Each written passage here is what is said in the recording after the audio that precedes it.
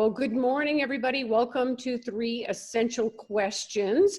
We are excited about our guest on this week's program. And many of you know, we do this every single Thursday morning, and the show is called 3 Essential Questions, and we ask the same 3 essential questions of each of our guests. And it's been very entertaining, informative, eye-opening, to hear everybody's different replies to the same questions. And I'm Pam Myers with Pam Myers Social Media. My host is Erica Yoakum with Virtual Personal Assistant. And our guest today is Deian McBryde with McBryde Law. So welcome, Deian. We're so glad to have you. Thank you very much. I was really happy when you asked, and it made me think that, for a lot of gay men, especially of my generation, it's sort of like 3 questions are sort of the standard 3 questions whenever you go in. We used to go to bars, you used to meet guys. It's sort of a, who are you? Who do you know? What do you do for a living? Kind of thing. Sure. So, there's like some typical questions. Maybe depending if in New York, it might be where do you live and what do you pay for rent? It might be those kind of things. But there's always sort of a standard set of questions that you used to filter through people with. So it was funny to be asked to do this. What do you pay for rent? That's an interesting question to ask somebody. Tell what's behind. Oh, well, in New York, that is absolutely a status. That'll tell you where they live in the city and how much they can afford to pay for rent. Oh, that's a huge eye opener in New York, I would think. Yeah, it also gives you a chance to check in because you may never talk to them again, but you have a little more information about you. So like, oh, I pay a great rent, or I'm paying too much rent. And then, the rent conversation always goes into, do you know anyone who's leaving a sublet? Can I get it?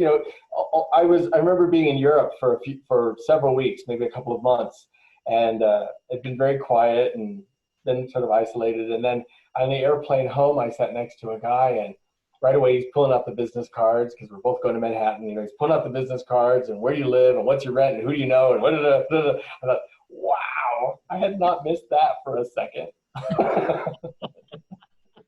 That's funny. Okay, so our first question for today is how have you weathered? Well, no, actually, that's not our first question. What have you learned about yourself? What have you learned about yourself during this whole COVID-19 situation, Dan? Since you told me to do this, when you started down the new first question, I was about to, I object. I object. Yeah. I moved into my new office the day the governor announced the lockdown. So we had just finished painting, weren't sure if we were going to get furniture delivery. And I've been coming to the office every day since then because for most of the time my office building was completely empty and I was the only one on my floor. I was really the only one. There were days when I was the only person in a parking garage. It's a 13-story building. So I've had a lot of time to think about reflecting on myself and my business. I've learned that I'm a really hard worker, and maybe too hard, because when I don't have things to pull me away or meetings to go to or board meetings or social events, I will just work. So I've learned that I work crazy hard. I learned that I like my job a lot, even if I spend more time stressed out about it than I think is probably healthy, or if I had chosen a different area of practice. I really like my job. I like my work. I do enjoy being very social, and you both know that I try to get out and about and hang out with people and network and whatnot, but I've very much enjoyed some hermiting time in my office and just being with my cases and my clients and things of that sort, and honing some business operations, fixing some things that never really felt like, oh, that's not really been working for me, able to work that. I've learned that I cannot work from home. I just really can't do it. So I had been working from home a little bit. I had moved from an office space. I felt like it wasn't a good value. So I was doing some part-time stuff, virtual office in a space where I had an office one day a week, but mostly I was at home. And I just felt like it wasn't good for me. It wasn't productive. And my house was always my office. And so now that everyone's saying like, I love working from home. I love being in my pajamas. I love doing this. I've been very happy. The timing was just weird. So everybody else is moving into their house and I'm coming to my office, but I'm super happy. You know, I love coming to my office. And it's beautiful. It's a beautiful office. I love that. I've learned that I'm a little more paranoid than I thought I was. You know, I didn't realize that anxious I am. And then maybe on a darker note, and I know you guys try to keep this light, but this has been really important to me to talk about. I've kind of realized that being a man of a certain generation or an LGBTQ person of a certain generation, I'm also a little traumatized from the early 80s and the early AIDS and HIV years. You know, I didn't lose a lot of people. I lost my very best friend, and I still get emotional about it. And I was in the gay men's chorus in New York at really kind of the end. So there were some people who we lost.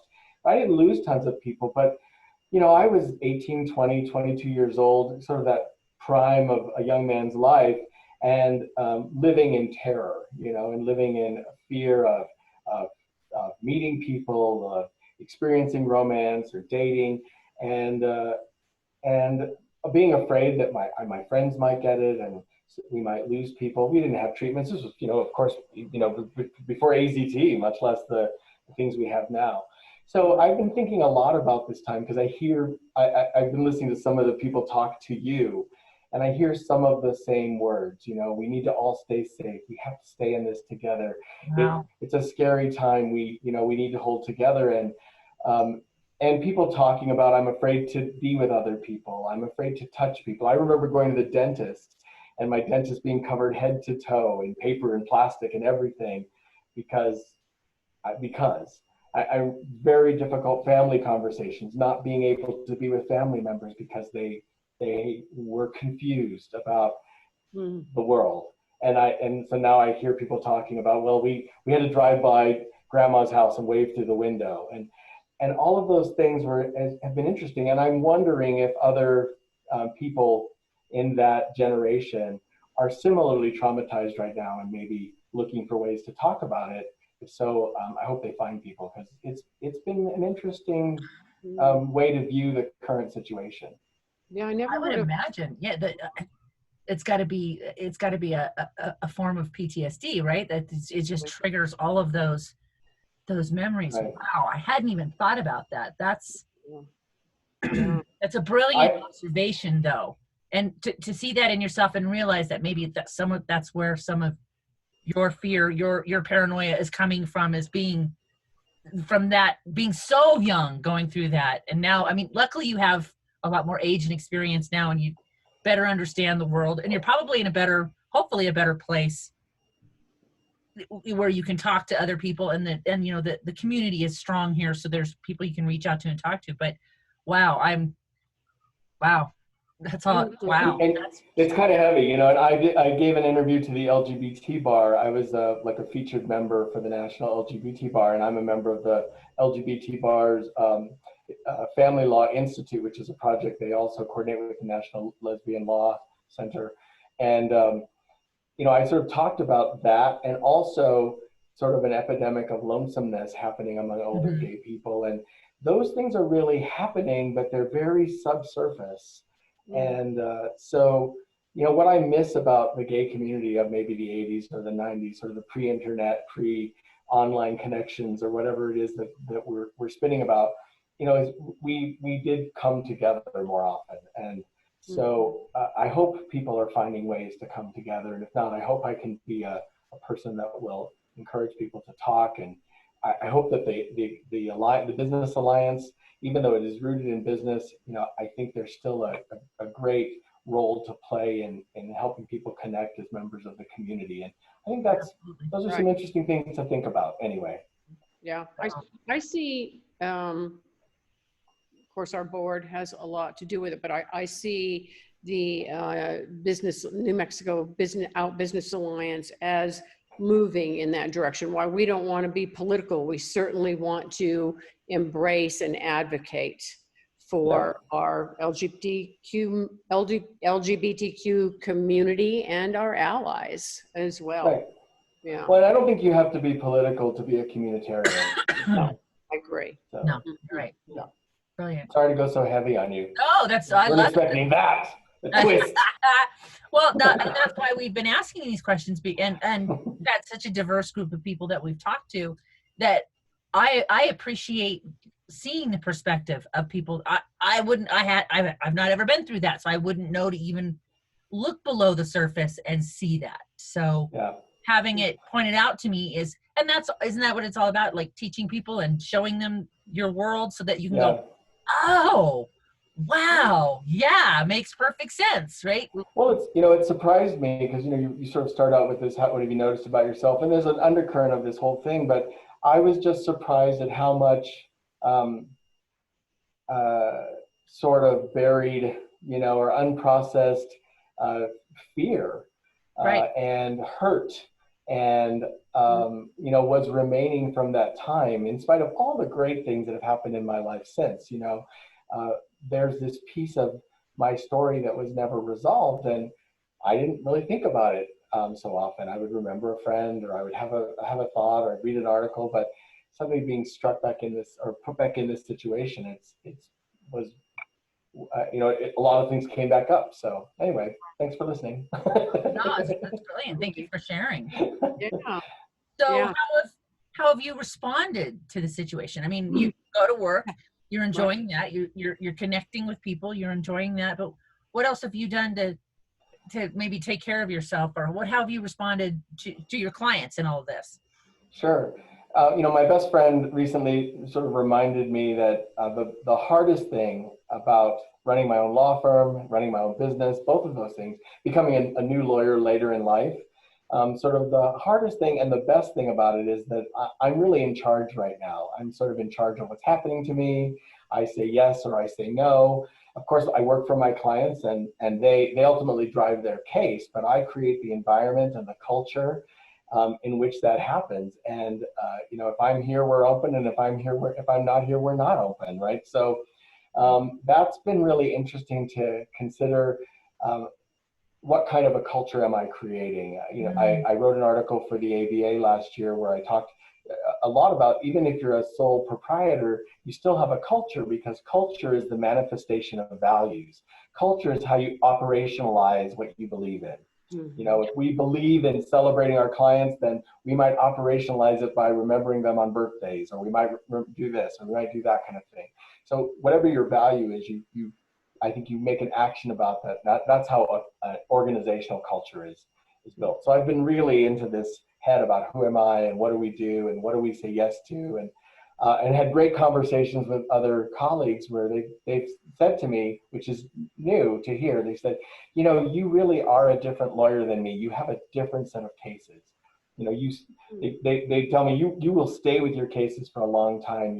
You're kind of a social worker with your clients. You're really seeing them, in terms of what is life going to look like. I mostly do divorces and custody. What is life going to look like after the case is resolved? How's that going to be for you? How are you going to move forward gracefully? And all that yoga teacher stuff that I also used to do. So it's made me a very different kind of lawyer, I think. And now I'm trying to figure out how to operationalize that into culture. Other thing I think has been interesting is lawyering has kind of been changing for a long time as it relates to clients. So I think a lot of lawyers may have found that they were really in a good way to deal with clients. I'm fine. I have Zoom. I have a client portal. Clients can log in 24/7. I put all of their documents on the portal, any filings, if they want to see it. They have an app. They can look at it on their phone. They can message me. They can text me. They can schedule appointments with me. They have access to my calendar, and they can schedule appointments with me in certain chunks. So I think lawyering has been moving that way, but it's been interesting to find out the things that were still stuck in old habits, and they really are the final resolution stuff. I think arbitrations and mediations were very stuck, and we have to come together. So now people are exploring, what is it like to mediate by Zoom? I do mediation, so how do I create those breakout rooms, and how do I keep the parties apart, and what do I do in those moments when I accidentally put one party into the wrong room and I go, I gotta fix it, Nobody talk, that's what I say. Stop talking, everybody stop talking. And, court appearances, I think, was super hard because the courts were not, I think the courts were not fully prepared for it. There had been some video conferencing, some telephonic conferencing for sure, but no one was really prepared to go 100%. I think it's changed it's changed and should change and will continue to change the way judges interact with attorneys, the way that we listen to evidence, we listen to arguments, the way we take in documents, the way we take in exhibits. So I think that whole ground is kind of shifting, and there have been some good shifts, but I think that's pretty big. But the upside of stuff from this whole situation is I can have hearings kind of back to back and still be at my desk and have access to my files and have all of that. I think some of these video solutions, we have a huge access to justice problem in New Mexico. We have a lot of people who are underserved in terms of legal services. However, we're also not we have a kind of an access to business problem for lawyers. A lot of lawyers are clustered here in Albuquerque and in Santa Fe, Las Cruces. But I've traveled around the state as a member of the board of the solo and small firm section and the ABA GP solo division. And I've traveled around the state to meet people and see stuff. And, we have a real need for lawyers, actually. So kind of matching those needs, being able to video conference. It's nice to know that now I could have, I could be in Albuquerque with a party who is in Las Cruces and an opposing party who's in Farmington, and we can all come together and no one's paying for driving time and no one's paying for hotels. Attorneys who do other kinds of practice, they're probably mad about it, but instead of flying to LA or flying to New York to do depositions, they can do them from their office. It saves the clients a ton of money. So I think it's been interesting to think about how does lawyering change and how am I going to adapt to it. But I think I was pretty well set up for this because my online presence, or at least my online connection with my clients, is really good. So what I'm hearing you say is that you think it's kind of moved for the better in terms of technology and just giving you another way to work with your clients, or giving lawyers another way to work for their clients with their clients. Is that what I'm hearing? Yeah. I think I think it is moving that way, and I think smart lawyers are moving with it. I was surprised at the number of colleagues who really shut down. They were working from home, but it was really hard because they were in very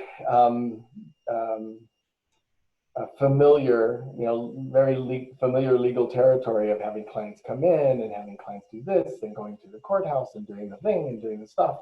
So I didn't really miss a day. I was working at home on a Tuesday, I was working here on a Wednesday, and my clients, we never missed a minute. I had a couple of meetings that I moved off to Zoom or moved to telephonic, but it's been fine, really. So. But you also have the benefit, I think, from knowing you a little bit personally, of being so multi-talented. What do you want to give us a little, because you have a pretty diverse background that led you up to becoming a lawyer at, this stage of the game. Do you want to give us a little bit of your background before we do the third question? Well, yeah, but I would take exception to pretty diverse. I feel like that's a significant understatement.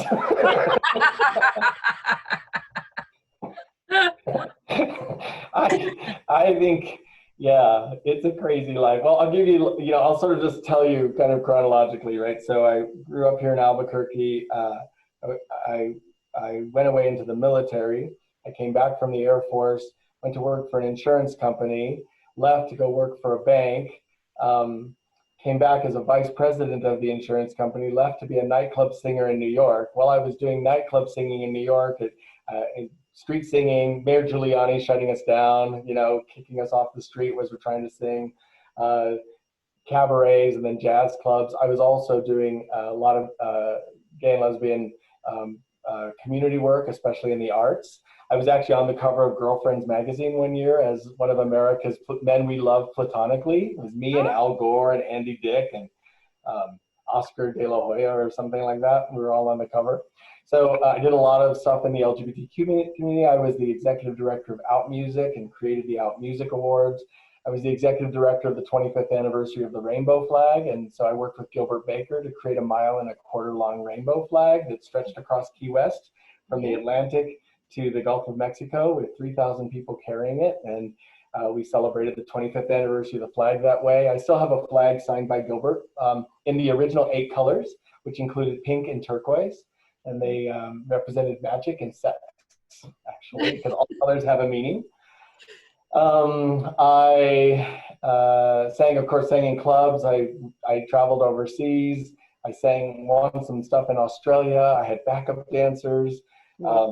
I did corporate trainings, all kinds of things to make a living. I worked for investment banks preparing documents. So I worked on Martha Stewart's initial public offering, which actually came up in law school. Actually, I had to correct a professor because he was misdescribing what happened during the IPO. And I said, actually, I worked on that IPO. So at one point, I became a yoga teacher, and then I taught yoga in New York. You were serious about the yoga teacher. I'm sorry. Yeah, no, I'm totally serious. I studied all the way to like being a master yoga teacher. I studied the first time with Satchidananda's ashram, and Satchidananda was the guru who led the opening prayer or did the opening invocation at Woodstock, actually. And he had died by the time I was at school, but that was kind of his lineage, that was his deal.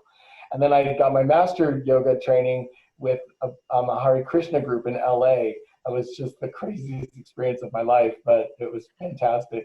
What else have I done? My boyfriend and I, we were both musicians, so we traveled around the country leading kirtans in, Kripalu and yoga centers all over the country. And then we opened a yoga studio here.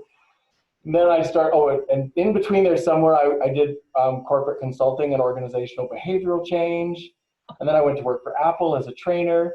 What's her name? Elizabeth Gilbert, the one who wrote Eat, Pray, Love, Sleep, Nod Off, Get Up, Walk Around, Stretch Your Legs Out, whatever that book was all about, right? Love Pray, but yeah.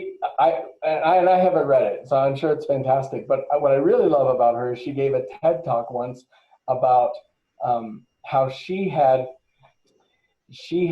met somebody who was so sad because they hadn't found their passion in life. And she was always talking, you have to find your passion, find your passion, find your passion. She said, I don't know what's wrong with me. I don't have a passion. I've done this and this and this and this, and I don't know my passion. And Elizabeth Gilbert realized that this woman was like a hummingbird. She was like a pollinator. She was going here and going there and doing this. And now this person knows this person and this person knows that person. And that was really comforting to me because, for me, I see this big, long thread of my whole life of helping people move from here to here, whatever it was, a yoga pose to a new yoga pose, a nightclub act from happy to sad to happy again, a business experience from as is to be, from being married to being divorced. That's what I see the thread of my life is. And so for me, it's just felt like one story. Mm-hmm. Right. But other people hear that, oh my God, what's wrong with you? You have like 90,000 jobs. I'm like, no, I've always had one job. Right. The same job. I've always had the same job. And a lot of great experiences. Well, there's nothing that surprises me. There's nothing a client can ever say that, like, this is going to shock you. I'm like, go ahead. Yeah, give it a shot. Yeah. Yeah, let's see what happens. Let's see how this works out. Let's play a game. You try to shock me, and then I'll try to shock you, and let's just see. Wow. Yeah, take that dare. So that's been my background, and amazing. I love it.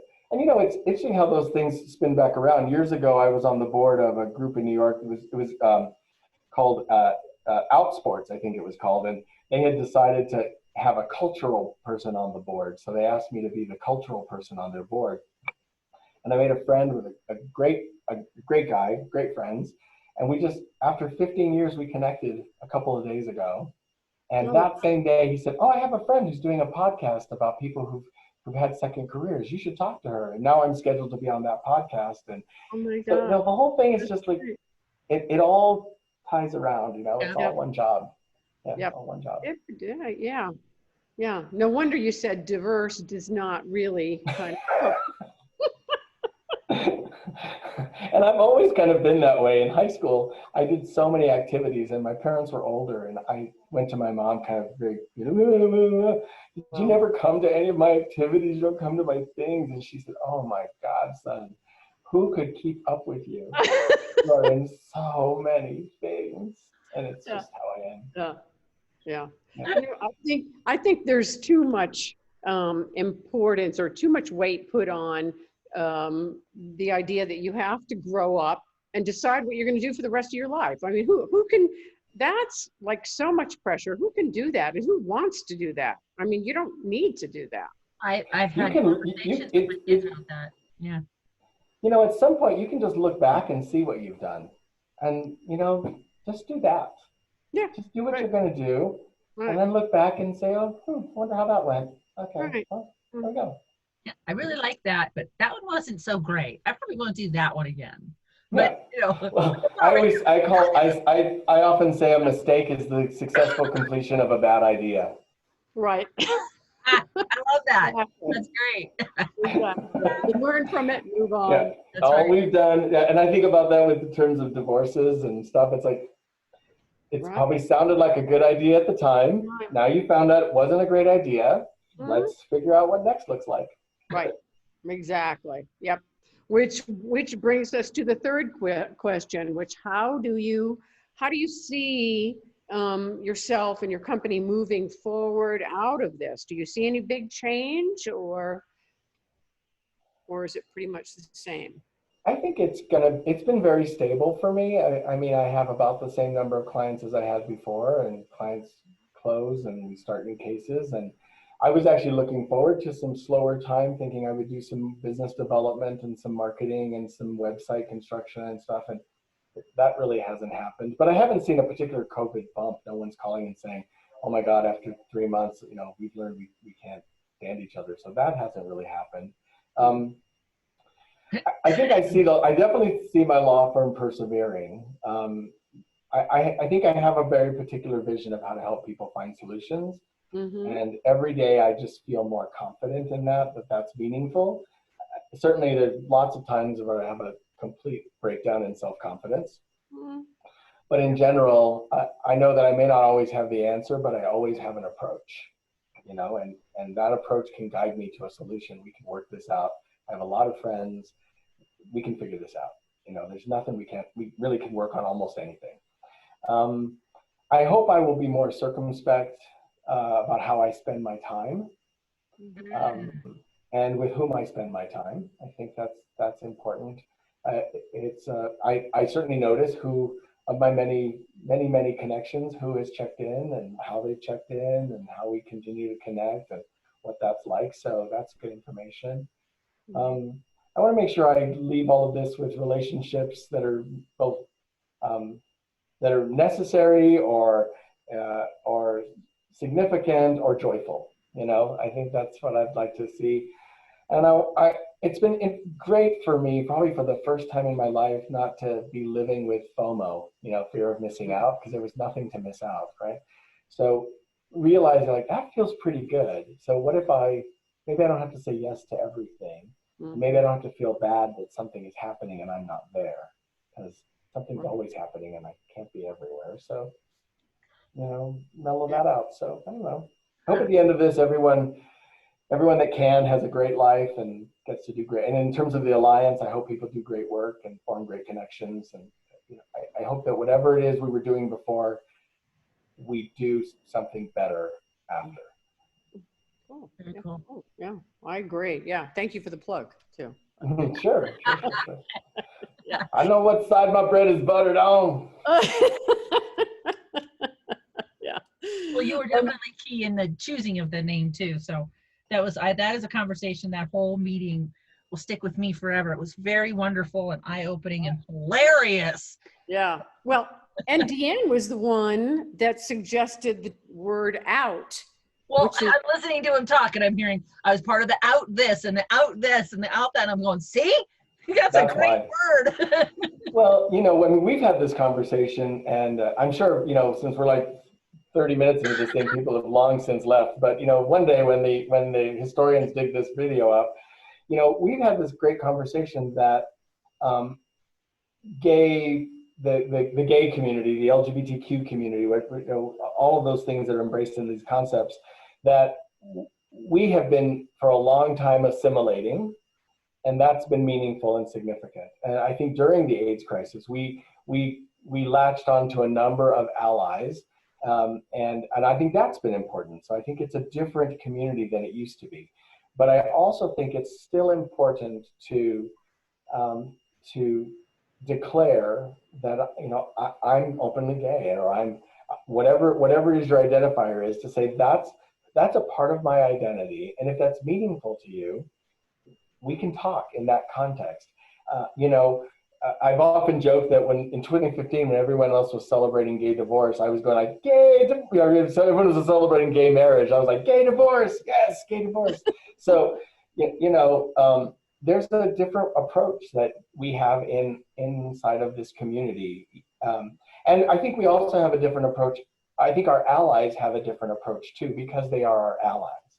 And I think that's meaningful. I still think we have to come out. I still think it matters.